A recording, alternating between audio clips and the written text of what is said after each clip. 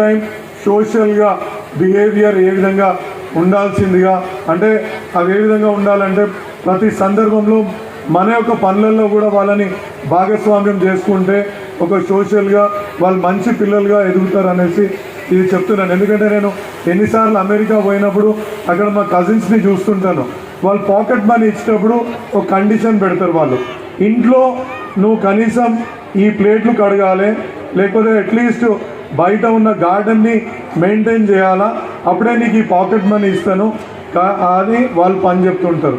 కాబట్టి దయచేసి మీరు కూడా వాళ్ళని సోషల్ రిలవెంట్ చిల్డ్రన్గా ఎదగాలనుకుంటే దయచేసి ఇంట్లో ఉన్న పనులను కూడా వాళ్ళని కూడా మీతో పాటు షేర్ చేసుకునే విధంగా ఎదగనియండి. ఇంకొకటి, ఎంతమంది పిల్లలకి ఇక్కడ సెల్ ఫోన్స్ ఇప్పించిండ్రు? ఈ వర్డ్స్ యూజ్ చేస్తున్నందుకు బాధపడొద్దు. ఇప్పుడు మనం క్యాన్సర్ అంటే ఎంత బాధపడుతుంది.